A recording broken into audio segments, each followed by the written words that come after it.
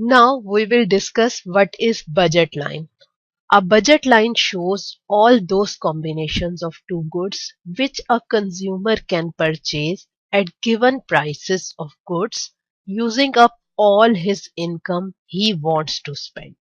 यानी budget line दो goods के उन सारे कॉम्बिनेशंस को शो करती है जो कि कंज्यूमर अपनी इनकम को स्पेंड करके परचेज कर सकता है। बजट लाइन ड्रॉ करने के लिए हमें दो चीजों का पता होना चाहिए। First thing is total income जो कि कंज्यूमर ने एलोकेट की है टू स्पेंड ऑन गुड्स।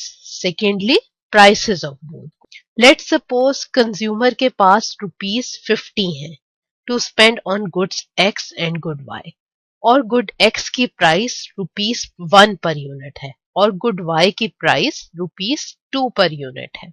अब अगर कंज्यूमर सिर्फ गुड एक्स को परचेज करता है तो वो ₹50 से गुड एक्स के 50 यूनिट्स को परचेज कर सकता है।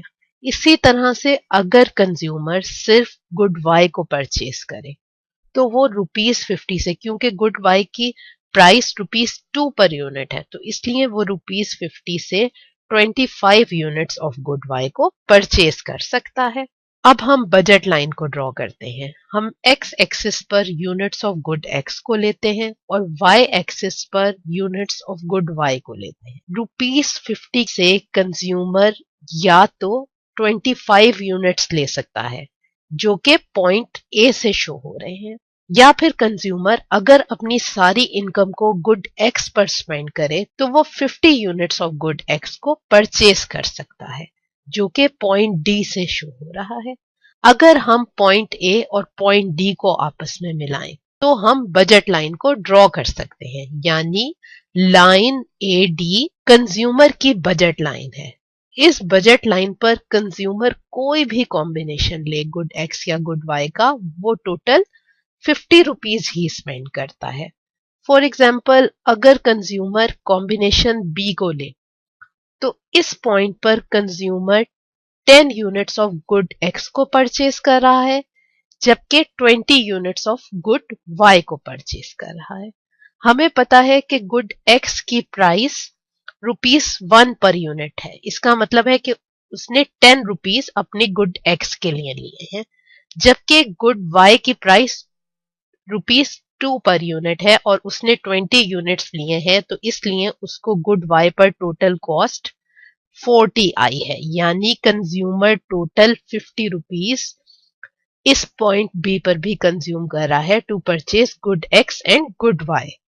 इसी तरह अगर कोई और कॉम्बिनेशन लिया जाए, फॉर एग्जाम्पल कॉम्बिनेशन सी को ले तो इस पॉइंट पर consumer 30 units of good X को परचेज कर रहा है जो कि उसे ₹30 कॉस्ट कर रहे हैं, जबकि कंज्यूमर कॉम्बिनेशन सी पर 10 यूनिट्स ऑफ गुड वाई को परचेज कर रहा है जो कि उसे ₹20 कॉस्ट कर रहे हैं। तो इस पॉइंट पर भी कंज्यूमर टोटल ₹50 ही स्पेंड कर रहा है। इस तरह से बजट लाइन गुड एक्स और गुड वाई के उन सारे कॉम्बिनेशंस को शो कर रही होती है जो कि कंज्यूमर अपनी एलोकेटेड इनकम से स्पेंड करता है। अब लेट्स सपोज गुड एक्स की प्राइस डबल हो जाती है, यानी गुड एक्स की प्राइस ₹1 के बजाय ₹2 हो जाती है, जबकि गुड वाई की प्राइस सेम ही रहती है। इस सूरत में कंज्यूमर की बजट लाइन की स्लोप चेंज हो जाती है, जैसा कि इस ब्लू लाइन से जाहिर हो रहा है जो कि कंज्यूमर की न्यू बजट लाइन है। क्योंकि अब कंज्यूमर गुड एक्स की भी 25 यूनिट्स ही परचेज कर सकता है अगर वो अपनी सारी इनकम गुड एक्स पर स्पेंड करे, और ये ब्लू शेडेड एरिया इन सारे बंडल्स को शो करता है जो कि कंज्यूमर अब अफोर्ड नहीं कर सकता। इसी तरह से अगर कंज्यूमर की इनकम बढ़ जाती है जबकि दोनों गुड्स की प्राइसेस सेम ही रहती हैं, यानी ₹1 per unit for good X and ₹2 per unit for good Y. Let's suppose अब उसके पास ₹50 के बजाय ₹100 है to spend on good X and good Y. इस सूरत में उसकी बजट लाइन ऊपर शिफ्ट हो जाती है। क्योंकि अब कंज्यूमर ₹100 से 50 यूनिट्स ऑफ गुड वाई को परचेज कर सकता है अगर वो अपनी सारी इनकम गुड वाई पर स्पेंड करे, या फिर वो 100 यूनिट्स ऑफ गुड एक्स को परचेज कर सकता है अगर वो अपनी सारी इनकम गुड एक्स के लिए एलोकेट करे। शेडेड एरिया कंज्यूमर के गेन को शो कर रहा है, यानी ये एरिया इन सारे न्यू बंडल्स को शो कर रहा है जो अब कंज्यूमर ले सकता है। Now we will discuss consumer's equilibrium. हमने पहले भी पढ़ा था कि consumer different goods and services से मैक्सिमम पॉसिबल सेटिस्फेक्शन गेन करता है तो वो इक्विलिब्रियम की स्टेट में होता है। बजट लाइन और इंडिफरेंस कर्व के कॉन्टेक्स्ट में कंज्यूमर उस वक्त इक्विलिब्रियम में होता है जब उसकी budget line highest possible indifference curve के टेंजेंट हो, या दूसरे लफ्जों में the combination of good x and y represented by that point will provide the maximum satisfaction to the consumer at which his budget line becomes tangent to the highest possible indifference curve। अब इसको हम diagram के through देखते हैं। इस diagram में हमने as usual unit of good X को एक्स एक्सिस पर लिया है, जबकि यूनिट ऑफ गुड वाई को वाई एक्सिस पर लिया है।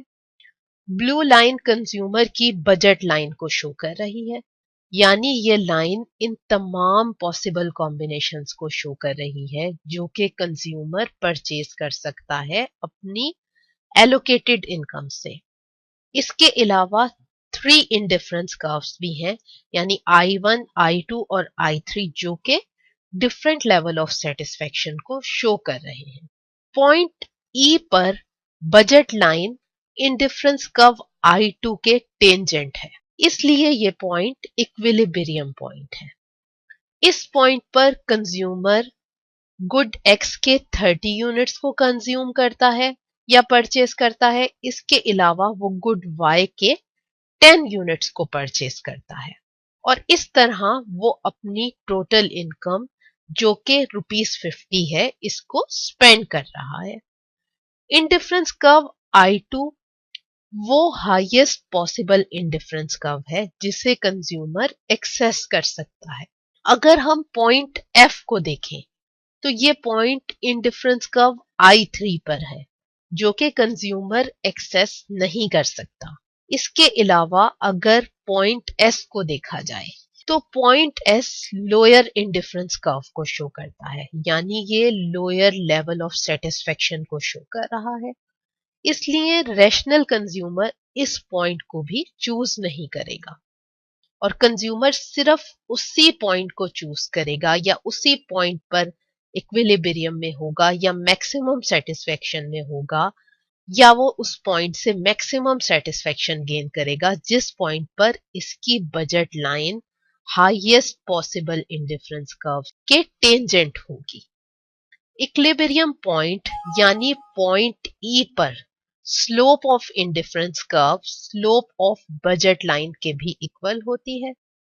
जैसा कि हमने स्टडी किया था कि स्लोप ऑफ इंडिफरेंस कर्व को मार्जिनल रेट ऑफ सब्स्टिट्यूशन कहते हैं, इसी तरह बजट लाइन की स्लोप हम प्राइसेस की रेशियोज लेने से हासिल कर सकते हैं।